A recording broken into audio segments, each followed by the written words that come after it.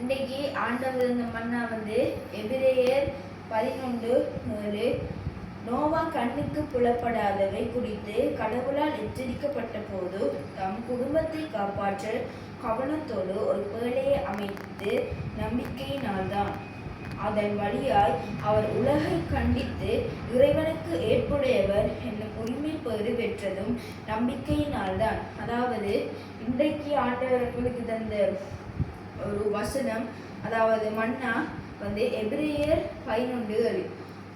இப்போ அதில் சொல்லப்படுது, நோவா கண்ணுக்கு புலப்படாதவை குறித்து கடவுளால் எச்சரிக்கப்பட்ட போது தம் குடும்பத்தை காப்பாற்ற கவனத்தோடு ஒரு பேழையை அமைத்து நம்பிக்கையினால்தான். அதாவது நோவா வெள்ளம் என்றால் என்ன?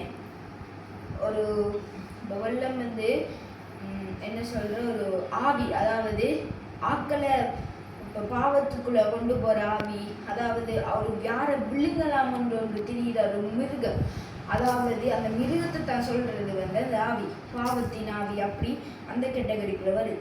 அதே பேழை என்னன்னு சொல்லுங்க. அப்போ பேழை என்றா இது ஆண்டவரோட ஜெபித்து உரையாடுவது தான் பேழை. பேழைக்குள்ள நீங்க இப்ப பேழைக்குள்ள போனீங்கன்னா எந்த நேரமும் ஜெபம் தான் இருக்கு. ஜெபம் தான் பேழை என்று சொல்லப்படுது.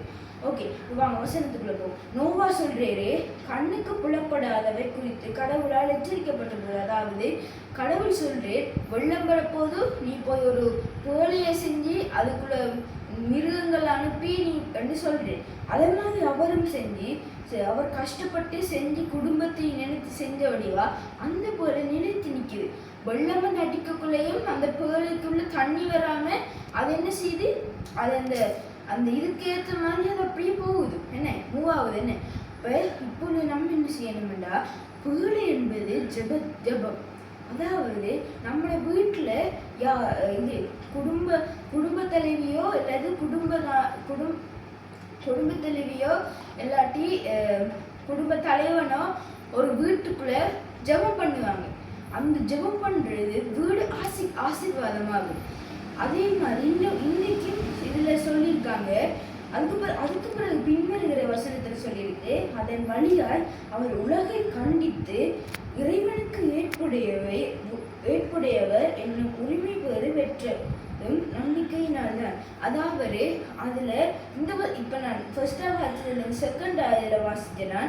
அதுல என்ன சொன்னா, அவர் காட்டுறேன் எவ்வளவு நான் ஆண்டவரோட அன்பா இருக்கிறேன் என்று அவர் காட்டுறேன். ஸோ இன்றைய நாள்ல அந்த வெள்ளம் நம்மளோட வீட்டுக்கள் ஊழாக வரும். ஆனா எந்த வீட்டுல பேழை நிக்குதோ அந்த வீடு ஸ்ட்ராங்கா நிற்கும். எந்த இதுகள் வந்தாலும் அது அசையாது. என்றால் ஜபிக்கிற வீடு. ஓகே, இப்போ வாங்க நாங்க ஜபிப்போம். பிதா சுதம் பரிசுத்தரின் பேராலே ஆமென்.